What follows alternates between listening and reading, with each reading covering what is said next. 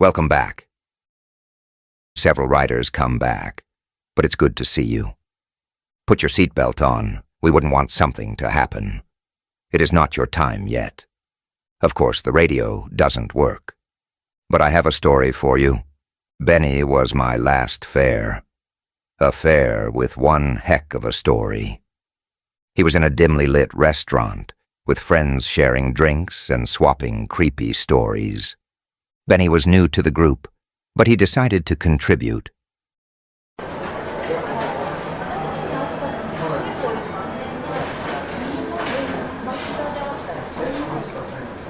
All right, I've got one. This happened when I was in the Navy. I used to get sleep paralysis on and off, but back then it started getting weird.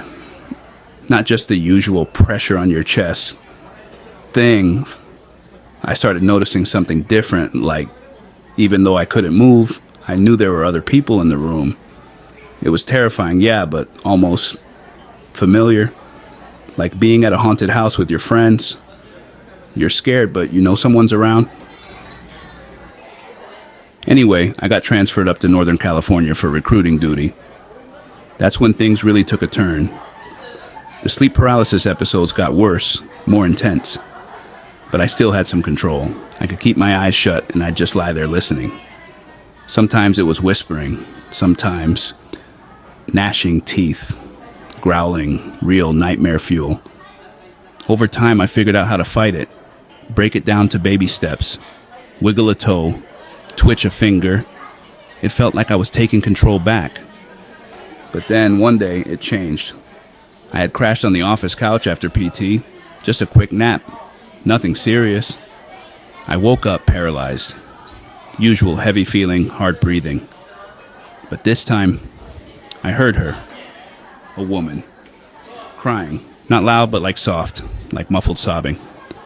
My eyes were shut, but I could feel where she was. Right in front of the exit. She moved. I could hear her footsteps on the right side of the office. Then nothing. I tried to move. Hard. But then the crying started again. But this time it was behind me. In the interview room, there was a glass window between us. Or it should have been. I snapped out of it. Finally got my body to move and shot up. The office was empty. Quiet. Completely still. That day I told my aunt. She's old school Hispanic. A real God-fearing woman who believes in all the superstitions. I thought she'd laugh it off, but she didn't. She looked me dead in the eye and said, "I believe you." And man, that scared me more than the crying. She said she'd burned some incense sage. The yard. Said weird stuff had been happening in the garden anyway. I stayed the night in her guest room. It's basically a glorified closet. Just a bed, 2 windows in the corner, door at the foot of the bed. Still, it felt safe. Familiar. I passed out deep. But in the middle of the night, it happened again. Only this time I woke up with my eyes open. That was new. My mind was awake, but my body was dead weight. Couldn't move a thing, and there she was, outside the window. A woman in black, just standing there, facing me. The windows were open to let in the breeze. I shut my eyes as fast as I could. I prayed I still had that much control. Then I heard her. Inside. She was in the room. I tried to move. Come on, wiggle something, anything. I heard her at the door. Then, near the window again. I could track her by the crying. "Move your damn finger," I told myself. A twitch.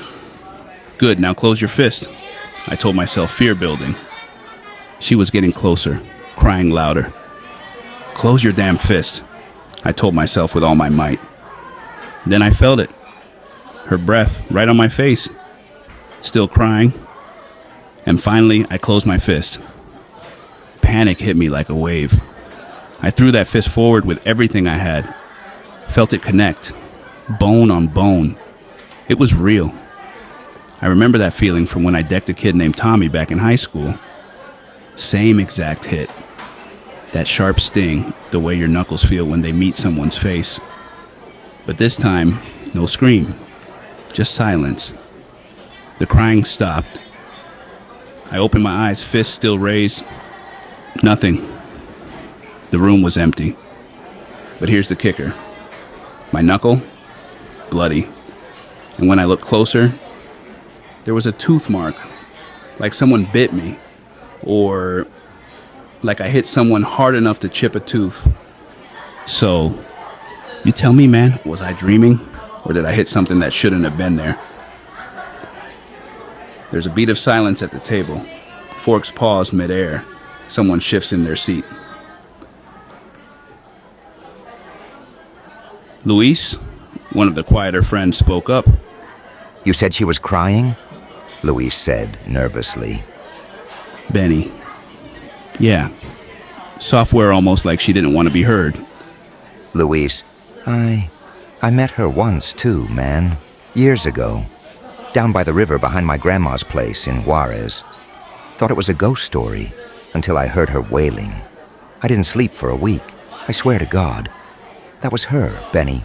That was La Llorona. He called out with fear in his voice. The table went quiet again. No one touched their drinks. Hope you enjoyed that. And here is your stop. Have a good night.